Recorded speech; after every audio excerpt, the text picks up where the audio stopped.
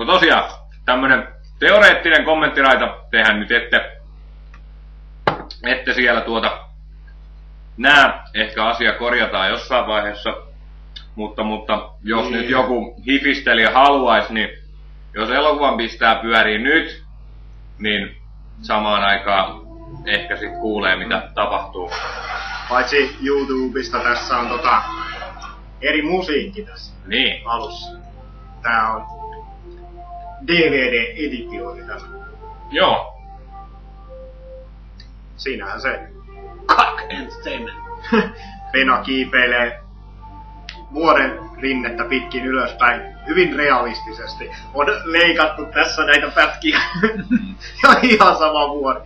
Vieläkin Tämä on sama satanan kivi, mikä se on sama kivi, missä Pertti ammuskeli toisessa muistelukohtauksessa. Sama mikä näkyy ensimmäisessä muistelukohtauksessa siellä takana ja... Niin, aivan. Ja missä on muutenkin pyöritty 8 vanhasta asti samassa mettässä. Niin. Tätä mietittiin pitkään, että ihan alkuun P2-tekstiä, joka tulee, että kuinka se saadaan. Ja kyllähän se loppujen lopuksi toteutui just sillä kun haluttiin. Ja tästäkin elokuvasta on monta eri versioa tehty. Sen itse asiassa muuten tässä vaiheessa, vaikka nyt elokuva pyöriikin jo, huomasin, että me ei missään vaiheessa sanottu sitä, että mistä KOK-nimi suoranaisesti tulee, mutta jääköön se ikuiseksi mysteeriksi. Arvoitukseksi. Niin, ehkä se joskus kerrotaan. Mutta se nyt vaan on KOK. Kylpä on kiiltävä.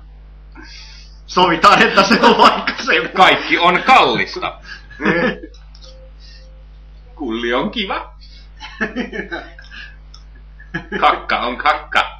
Ei se mihinkään muu. Joo, oltiin eräällä kodalla kuvaamassa jälleen hyvää esimerkkiä siitä, kuinka 2 kaveria ja 1 kamera ja silti näyttää, että meitä olisi 3, jopa 4kin. 5 ehkä yhteensä, mutta onko tää tyyppi sitten se, joka tulee sen kanssa sieltä? Joo. Se voi olla. Tai voi olla, että on jopa enemmänkin. No. Mutta... Joo, tän mä keksin ihan kuvauspaikalla vasta, että Pena menee piiloon noiden havujen alle. Joo, hyvä esimerkki jälleen taas siitä, että mitä vasta kuvauspaikalla tehdään. Niin, aivan.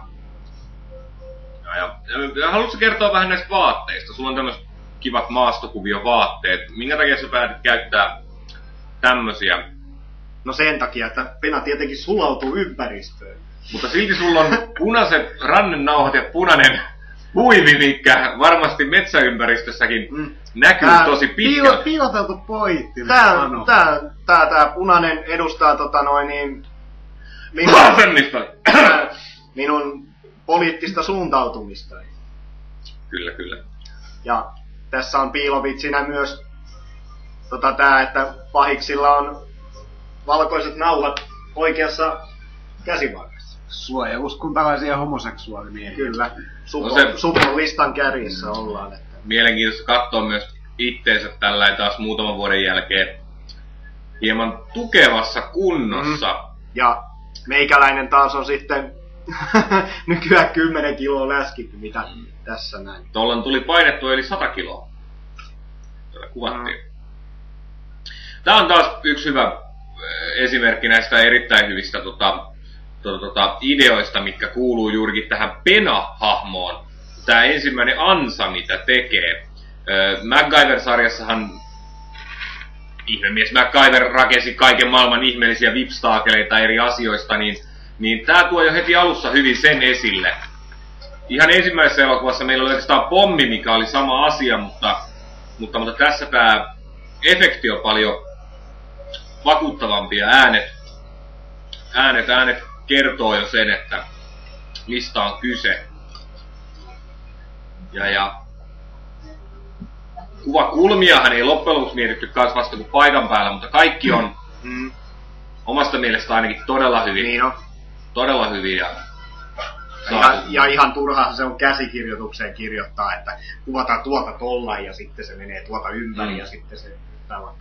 Ei nyt sen... Tietty spontaani pykälä täytyy säilyttää, se luo aivan uusia mahdollisuuksia. Niin. Kartta. Siellä on joku pyörämainos takaa. Niin, tää on taas meidän lähipiirin kartta, mutta se siitä. Tää oli vähän kans hankala tää pahiksen yrittäminen tänne sisälle. Aseethan on muoviaseita, niin ei niillä voinut todellisuudessa hakata oveen niin lujaa, niin päädyttiin sitten. Ihanat Bond-musiikit taustalla. No, kyllä. Ja tässäkään ei niin kuin ihan samassa järjestyksessä kuvattu näitä, että muistaakseni kun sä hakkasit tuolla aseella tuohon oveen, niin se kuvattiin niin kuin ihan viimeisenä, ennen kuin edes lähdettiin pois täältä. Niin se loppuosasta kuvattiin, joo. Joo, aivan. Tämähän on kans mikä ei monille aukeille, ei ole kattonut MacGyver-sarjaa, että mistä tää on melkein suora kopio yhdestä MacGyver-jaksosta. Joo, muutenkin tää alkuhomma on siinä aika lähellä sitä yhtä on jaksoa. Tässä sitten taas Erittäin hieno auringon lasku on saatu tähän kuvaan. Ja taas tää homma, että kaksisteen kuvattiin, mutta tohonkin saatiin tällaisia hienoja kuvakulmilla, että...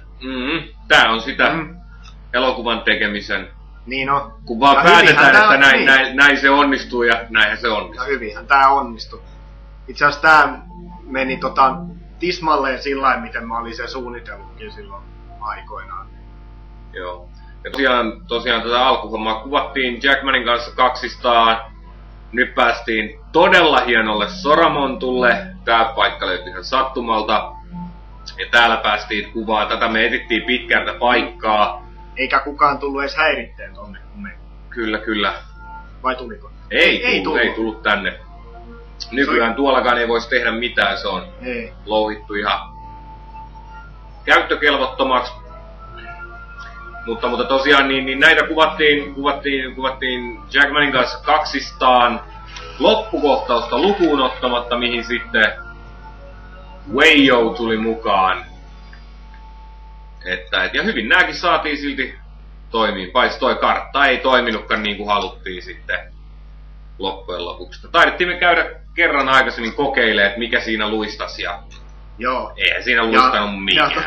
Liukuri oli aina, mutta sitä ei voitu käyttää. Niin, liukurin mä pistin tonne kartan alle sitten lopulta, niin silloin se meni vähän paremmin sitä näkee. Poltettu pyörä, aina mitä jää jäljelle on pyörän sisäkumi. Aika merkillinen juttu luulisi, että metalliosat jäävät, mutta tässä tapauksessa se on Pena on sen verran ihmemies, että noi ei pahikset ampuu tuo ne on näitä taas näitä peruspahiksia, jotka ei ole muuta kuin elokuvassa vähän aikaa, niin, kunnes aivan. ne saa ne ivestä. Ne ei osu penaan, mutta Pena ampuu kerran tolla hyvällä ritsalla. Musiikki toimii helvetin hyvin. Se toimii kyllä, siitä ei pääse mihinkään, mutta... Kyllä. Ja tässä tulee hyvä kohta. Kun tää yksi pipopää kaatuu tossa. Mä satutin oikeesti kyynärpääni tossa noin. Eli mä oon tää tyyppi, kekä kaatuu tässä. Joo. Mikko lähti sitten kiertää Tää oli kyllä. Niin. Älä koske karttaa! Koski jo. Tässäkään tääkin kuvattiin vaan ja päätettiin vaan, että tosta sä tuut, tosta sä meet, tällä me tehdään. Ja tää oli yksi, mikä tää oli tämmönen vähän visuaalisempi homma, missä Pena hyppää tuon aidan ylitte, niin vähän tuodaan uskaa eteen. Samaa mä koitin käyttää tuolla sitten lintutornilla, missä Pena ja Pertti kohtaa. Niin. Tässä unohtui kartta kotiin silloin, mutta... Eikä nyt ollaan rannalla kumiveneen kanssa ja tosiaan tässä oli tarkkaan jos katsoo, niin Penallahan ei ole karttaa enää mukana. Se oli oikeastaan elokuvan ainut moka. Ei, mutta siis toimet hyvin saatiin kummiskin Kyllä. Sitten vaan keksitään, että muovipussi rullalle, niin se on kartta ja sillä mennään. Ja vähän, olisiko jotain Taisi olla käsikirjoitus. Toi hyppy veneeseen tehtiin 2 kertaa. Niin, Aina vaan, että Jasko ei oo mitään airoosia veneeseen. Niin, ekalla kertaa. Kesti varmaan vartti tulla. Onko ne muuten ekstroissa se? On. Tuu nyt takaisin sieltä, ei peda! Oli kyllä hienoa. Tää kohtaus tässä nyt pahis jää rannalle ruikuttaa ja toteaa. Ei kun se lähtee takaisin. Ja toi on kuvattu tasan noin about 50 senttiä rannasta. Niin, tässä jos on äänet, kuulette ekstroista, niin tässä kun kauhutaan Rantapohja rahisee vaan lapionon.